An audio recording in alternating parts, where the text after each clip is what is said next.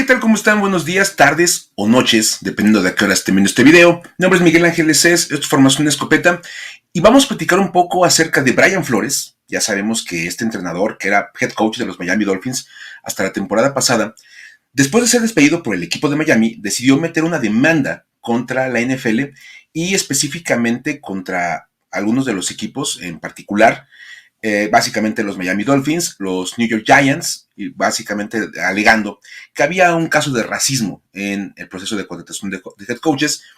Y bueno, es una demanda extremadamente larga, es un documento el que Brian Flores y sus abogados redactaron, donde se dedican a delinear paso a paso todos los casos de racismo en la NFL, como la liga básicamente ha tenido una, pues digamos, ha sido parcial hacia los coaches blancos.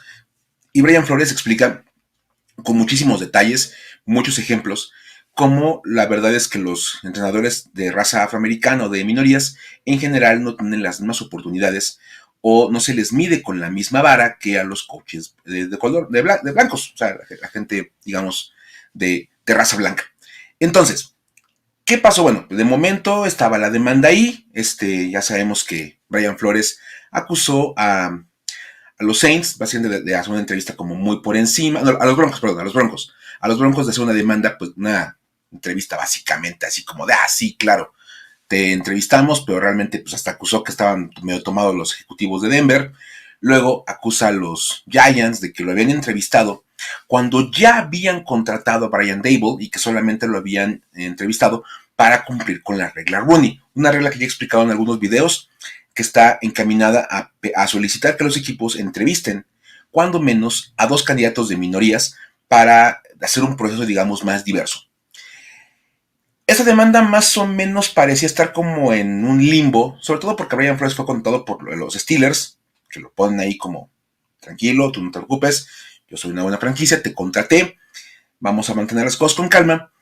Pero el día de hoy se anuncia que 2 coaches del NFL, 2 ex entrenadores de la liga, habían decidido añadir sus nombres a la demanda de Brian Flores. Estos coaches son Steve Wilks y Ray Horton.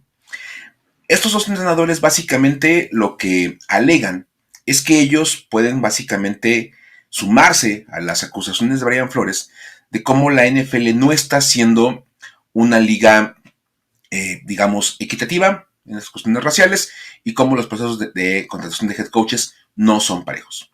Vamos a empezar por el caso de Steve Wilks, que él básicamente fue nombrado head coach de los Arizona Cardinals hace algunos años, después de que, bueno, los Cardinals habían quedado sin entrenador. Ponen a Steve Wilks, lo cual está, pues, bien, porque es un coach de raza afroamericana, y dicen, bueno, ya, tienen su coach de minoría.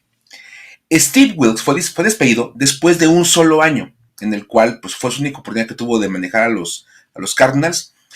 Fue el año en el que ellos incluso seleccionaron a Josh Rosen y le dijeron, pues aquí está tu quarterback novato, vas con él y vámonos. Wilks alega, dentro de esta acusación que acaba de meter ahora, y sus abogados es lo que están diciendo, que su cliente, Wilks, fue un caso donde la NFL demuestra cómo los coaches afroamericanos no reciben el mismo trato que los demás entrenadores. Básicamente porque dicen, le dieron un equipo que no era precisamente muy competitivo, le dieron un quarterback novato que de entrada él no quería, y aparte tuvo que operar las primeras semanas y hasta meses de su estancia como head coach sin un gerente general. El argumento, y bueno, esto es cierto porque el gerente general de los Cardinals en ese momento, Steve Kim, estaba suspendido porque fue encontrado culpable de manejar en estado de ebriedad, lo que se conoce en Estados Unidos como el driving under the influence, manejar bajo la influencia, el DUI. Entonces, Kim estaba suspendido. Wilks alega que de entrada pues, tuvo que operar en el inicio de su etapa como head coach sin un gerente general, porque el que tenía estaba suspendido, y que después de que termina la temporada, el gerente general que había sido suspendido por manejar borracho es el que recibe la extensión de contrato, y Steve Wilks, que pues estaba ahí como tratando de sobrellevar la temporada con los Cardinals, con el talento que le habían dado, es el que sale despedido. Y Wilks incluso alega que cuando se llega el draft, él pedía y sugirió que los Cardinals subieran en el draft para seleccionar a Josh Allen, el quarterback de Wyoming. Y los Cardinals, Steve King básicamente decidió que no, que iban a seleccionar a Josh Rosen. Entonces, Wilkes alega como un punto muy sencillo de decir ahorita de, vean nada más, ahí me dieron a Josh Rosen, yo quería a Josh Allen, y pues el momento actual me demuestra que yo tenía la razón al buscar mejor a Allen que a Rosen. Entonces, por ese lado, ahí está la acusación de Wilkes, se me dieron un solo año, mal manejado, mal planteado. Dice sí, en crédito a Cliff Kingsbury, que es el coach que lo sucede. Dice, le ha ido mejor a él, eso es una realidad. Y también se puede argumentar que incluso los Cardinals, bueno, pues después del año de Wilkes, lo despiden a él, cambian a Josh Rosen y seleccionan a Kyler Murray para ponérselo de quarterback a Cliff Kingsbury. Entonces, bueno, ahí está la acusación del lado de Wilkes, Steve Wilkes. El otro que acusa es Ray Horton. Ray Horton es un entrenador asistente que ha estado en varios equipos. Su último paso fue en 2019 con Washington. Y él dice que en 2016 él fue entrevistado para ser head coach de los Tennessee Titans, equipo para el que él trabajaba, y dijo que fue básicamente una estafa, ¿no? Que fue un asunto orquestado y básicamente un montaje, vamos a decirlo así, porque ya se sabía que ya había un coach seleccionado y que ese coach fue elegido desde antes de que fuera el proceso de entrevista de los demás candidatos. ¿Qué argumento tiene Ray Horton para asegurar esto? Pues bien fácil. Una entrevista que dio Mike Mularkey, el que terminó siendo contratado como head coach de los Titans, en un podcast hace 2 años. Ese podcast, que se puede encontrar en el internet, demuestra y deja una plática bastante como pues cándida de parte de Mike Mularkey, en la cual él dice que pues se sentía bastante mal por la manera en cómo él llega a ser head coach de los Titans. Y él lo dice así, dice, de todo lo que hizo como head coach, si hay algo de lo que me arrepiento, es de haber sido partícipe de la manera en cómo se me contrató con los Titans. Lo cual es ya una acusación interesante.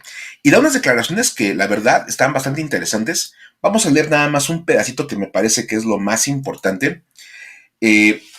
Mularkey dice, los dueños, Amy Strong y su familia, llegaron y me dijeron que yo iba a ser el coach antes de que se siguieran con la regla Rooney. Así que me senté y yo sabía que era el coach y ellos llevaron a cabo este proceso falso, sabiendo lo mucho que muchos coaches habían preparado para esa entrevista y sabiendo que ellos hacían todo lo que podían y no lo iban a lograr. Mularkey básicamente lo que dice es, a mí me hablan, me entrevistan, me dicen, ya, eres el head coach, no te preocupes, nada más un favor, espéranos un tantito para presentarte porque necesitamos cumplir con la regla Rooney. Entonces vamos a entrevistar un par de head coaches de minorías porque tenemos que cumplir con ese requisito. Y uno de esos entrevistados es Ray Horton. Entonces Horton básicamente dice, pues aquí está la demostración de que yo no fui entrevistado de manera justa o de manera legal.